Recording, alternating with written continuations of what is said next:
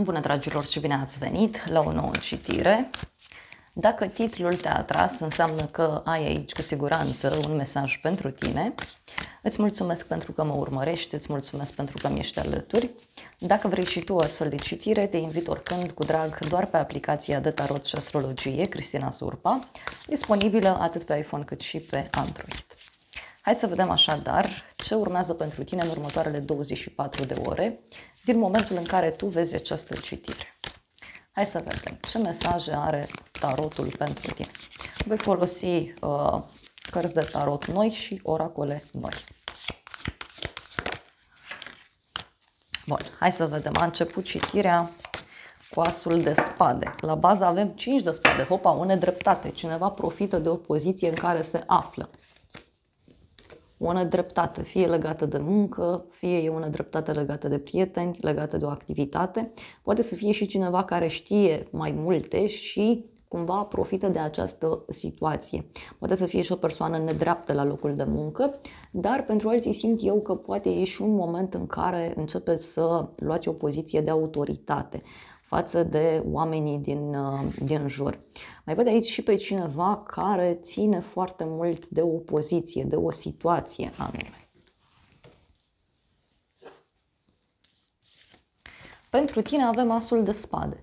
Deci, o decizie pe care o iei. Ești foarte sigur pe tine, ești ferm, ești asumat.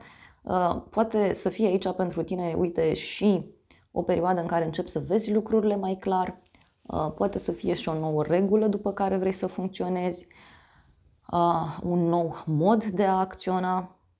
Pentru alții, în schimb, simt aici că e posibil să fiți și într-o perioadă în care să fiți deschiși să cunoașteți oameni noi. Dar ce mai văd eu aici, că ești foarte ferm, ești foarte sigur pe tine.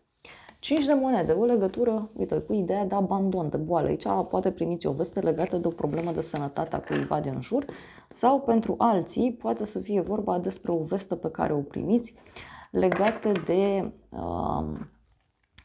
partea financiară, fie a voastră, fie a cuiva din jur. Da?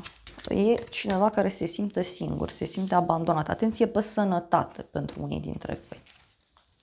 Hai să vedem ce spune și tarotul.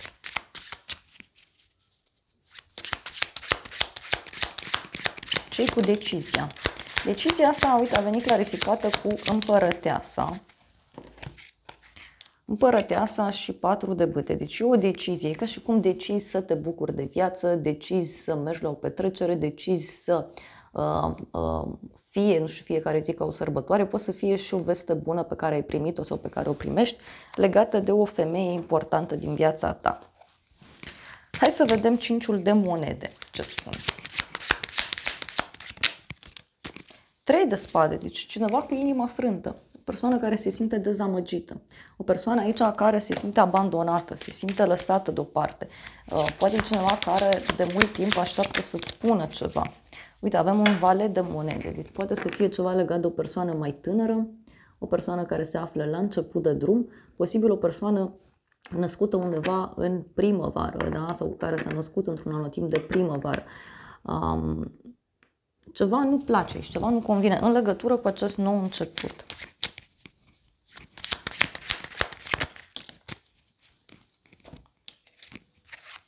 Nouă de spade, 8 de spade. Da? Deci cineva care e foarte stresat. Cineva care e stresat, se simte pus la pământ.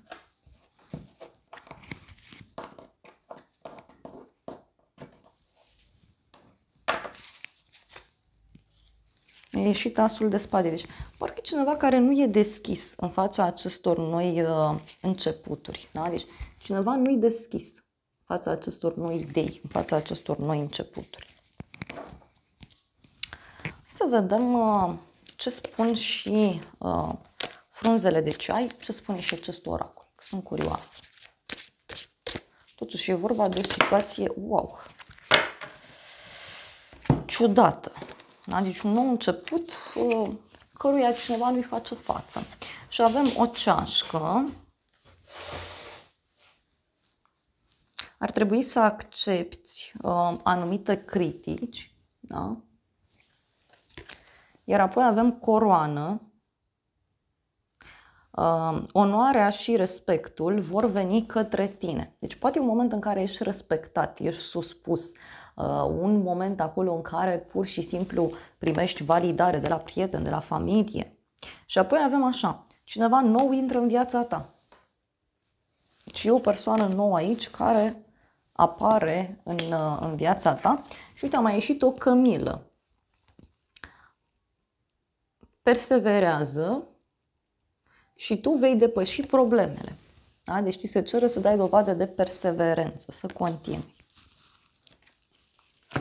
Bun. Hai să vedem în continuare. Avem 4 de monede. Da? Deci în plan profesional văd aici un moment în care și fie ții cu dinții de o relație, de niște bani, de un loc de muncă, poate să fie și un moment în care ești foarte sigur pe tine, ești foarte stabil. Este și o perioadă în care e ca și cum nu vrei să renunți la un proiect, la un loc de muncă, la o situație.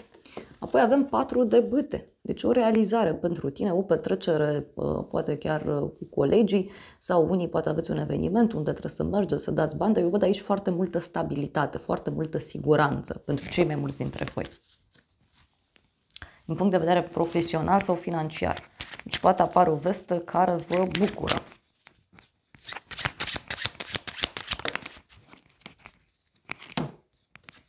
Și avem așa.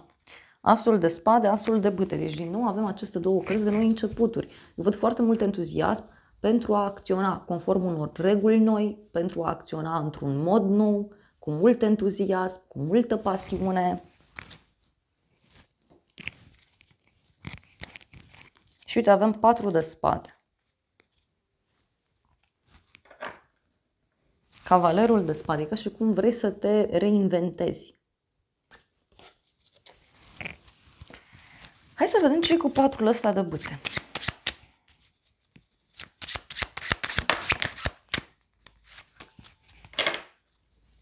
Marele preot avem aici. Marele preot și moartea, o conexiune cu un scorpion, cu zodia Taur.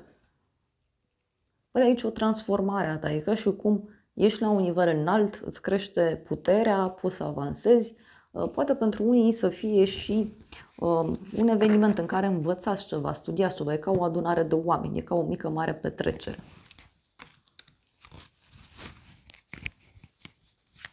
Mai vreau un mesaj.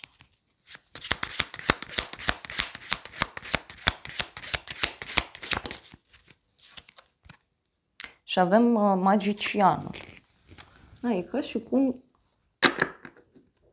ești pus undeva în față. Tu ești persoana care uneltești ceva. Tu ești persoana care se centrează pe acest nou început.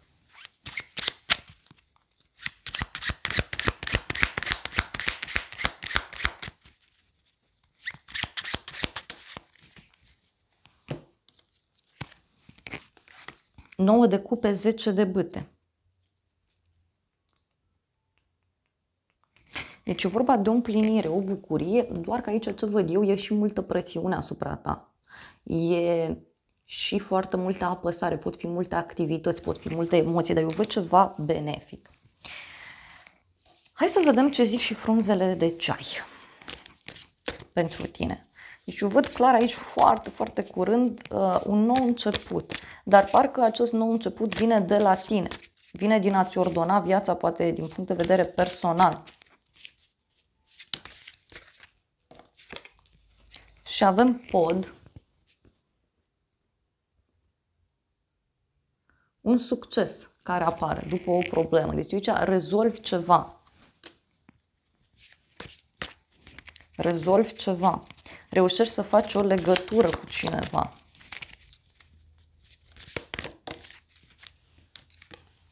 Apoi mai avem o pasăre, a aștepta răspunsuri, scrisori. Deci aici urmează să primești niște vești bune, e clar. Și avem și îngerul la bază. Avem îngerul care spune despre ghidare spirituală, protecție. Și avem furnica, muncă, succes. Da? Deci e și despre foarte mult succes pe care tu îl ai aici. Asta se vede foarte, foarte clar.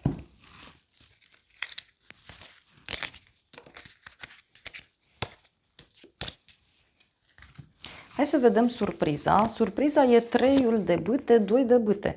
Ei, surpriza, nu știu, surpriza poate avea legătură cu o primă deblocare, o primă victorie. Un pas pe care îl pui înainte, doar că e ca și cum nu te aștepți ca lucrurile totuși să meargă atât de mult. Sau surpriza, uite, poate avea legătură cu cineva care dă un pas înapoi. Da? Cineva care zice, uite, gata, am rezolvat problema și după aia se răzgândește. Hai să vedem. Pot fi niște drumuri, niște persoane care te privesc, una de mai aproape, una de mai departe. Hai să vedem 3 de bâte. Steaua, o legătură cu un vărsător. Deci aici surpriza poate avea legătură cu o veste care apare din străinătate, o veste care apare de la drum. Uite, ceva ce se mișcă foarte, foarte rapid.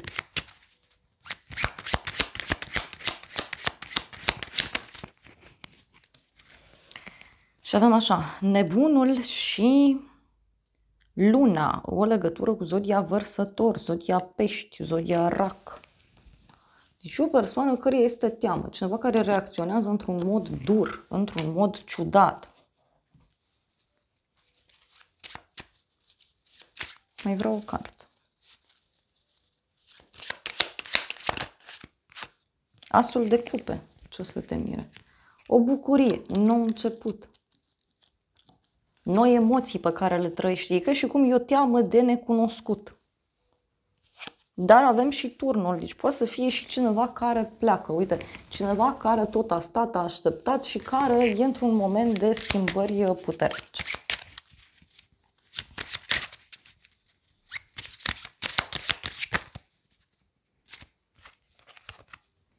Și avem așa, Marea Preoteasă, 7 de monede.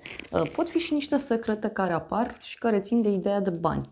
Secrete care apar și care țin de ideea de stabilitate materială.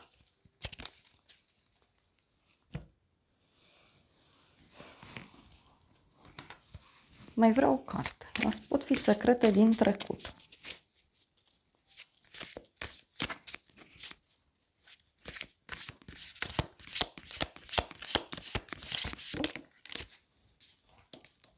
Și avem așa, recunoaștere. A primit ceva după merit. Pot fi, nu știu, pot fi aici momente în care ai parte de un succes, de o realizare. Sau cineva care primește ceea ce merită. Asta e surpriza, dar v-am zis, e cineva care nu e foarte stabil emoțional. E o persoană foarte complicată.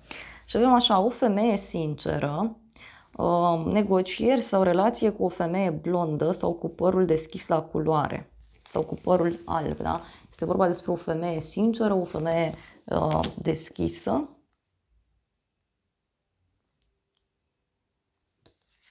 Cineva cu inima deschisă. Cineva care are probleme de rezolvat și care reușește să și le pună la punct. Și apoi avem inimă. Iubire, afecțiune profundă și grijă. Deci surpriza poate avea legătură cu cineva care are foarte multă grijă de tine. Cineva care vrea foarte mult să-ți fie alături.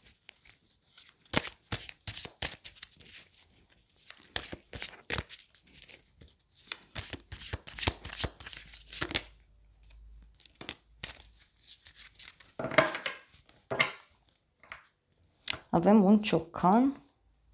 A avea treabă cu legea. Deci cineva care poate are niște probleme cu legea.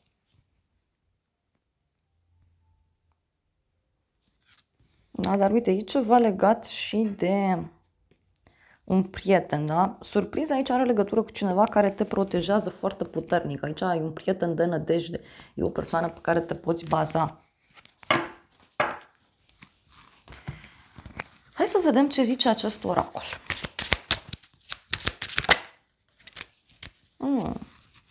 Oracolul vorbește despre soare, da? Despre faptul că răsare din nou soarele pe cerul tău sau cineva îți desenează acest soare pe cerul tău, cineva ți aduce soarele pe cerul tău. Avem pasărea Phoenix, da? Pasărea Phoenix și avem culoarea roșu, iertare. Deci cineva care acceptă o transformare, cineva care acceptă o schimbare majoră. Este o femeie care mereu se reinventează. Și avem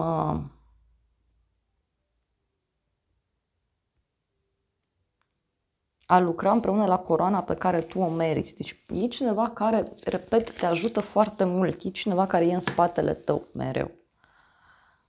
Ia să vedem ce spune acest oracol. Gardian, deci din nou, ideea de protecție, înger păzitor. Cineva, cineva pe care îl iubești și pe care l-ai pierdut. Cineva care are ochi doar pentru tine. Apoi avem sarcină. Da? Cineva, nu știu, poate să fie însărcinat, însărcinată sau poate să fie vorba despre o persoană suspusă. Fă loc pentru noi începuturi. Avem aici, da? A face loc pentru noi începuturi.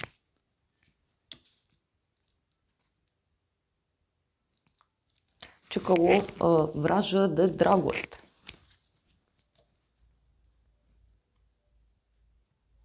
Cineva care se întoarce în viața ta. Iarăși, zice oracolul. Bun, hai să vedem acum ce zice și acest oracol în legătură cu surpriza. Deci că eu așa simt, surpriza e de un prieten foarte puternic.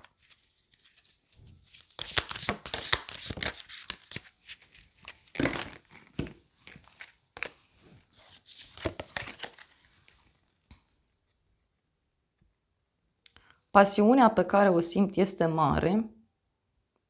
Nu știu cum să manageriez asta. Atracție puternică. Deci cineva care se simte foarte, foarte atras.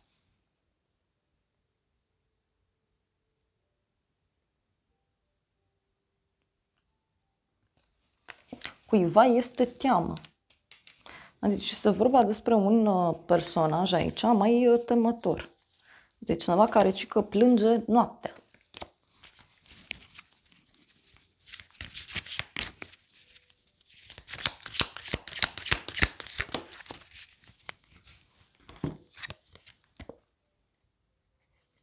Cineva care zice că nu e bine fără tine, că e întuneric. Da? Deci poate să fie cineva din trecutul tău care pur și simplu revine. Iau un ultim mesaj. Au ieșit mai multe. Încredere în tine, dorințe îndeplinite. Da? Dorințe îndeplinite. Deci surpriza are legătură cu o dorință de-a ta care se îndeplinește. E ceva foarte puternic. O muncă în spate. Poate e cineva care vrea să se revanșeze față de tine. Da, cineva care are o părere de rău. Are o traumă. Da. Dragilor, acestea au fost previziunile de această dată. Eu vă mulțumesc pentru prezență, vă îmbrățișez cu drag, sper din suflet să vă fie de folos informațiile și să ne revedem cu bine și data viitoare. Eu vă doresc să aveți parte de o zi sau de o seară cât mai frumoasă.